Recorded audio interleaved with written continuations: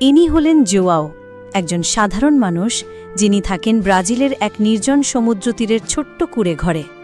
আজ তাকে নিয়ে আমি আপনাদের সামনে তুলে ধরব এক অসম্ভব অথচ একেবারে সত্য গল্প, এক পেঙ্গুইন আর এক বৃদ্ধের এক অলৌকিক বন্ধুত্বের গল্প।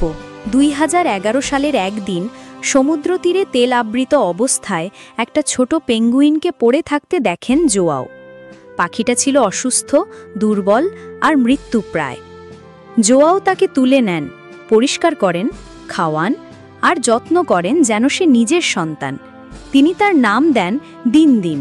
দিনদিম ধীরে ধীরে সুস্থ হয়ে ওঠে। সে জোয়াওর পেছনে পেছনে হাঁটত, বারান্দায় বসে থাকত, খেত, খেলত। দুজনের মধ্যে এক গভীর বন্ধুত্ব গড়ে ওঠে। কিন্তু কয়েক মাস পর হঠাৎই দিনদিম সাত রাতে চলে যায়।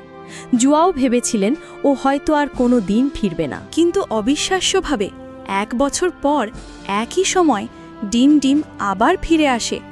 সে সোজা জোয়াওর বাড়ির দরজায় এসে ঠক ঠক করে ডাক দেয়।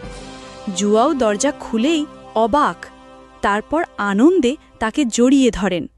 সেই মুহূর্ত ছিল জীবনের সবচেয়ে আবেগের এক মুহূর্ত। এভাবেই ডিনডিম প্রতি বছর 8000 কিলোমিটার পাড়ি দিয়ে ফিরে আসে তার একমাত্র বন্ধুর কাছে।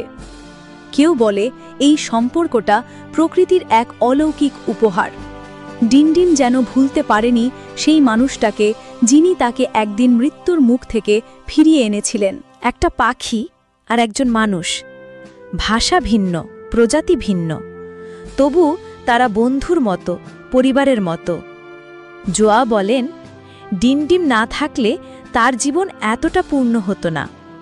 আর ডিনডিম, সে প্রতি বছর ফিরে এসে প্রমাণ করে দেয় ভালোবাসা কোনো ভাষা বোঝে না, কেবল হৃদয় বোঝে। এই গল্পটা যদি আপনার মনে ছুঁয়ে যায় তাহলে দয়া করে আমাদের চ্যানেলটা সাবস্ক্রাইব করুন।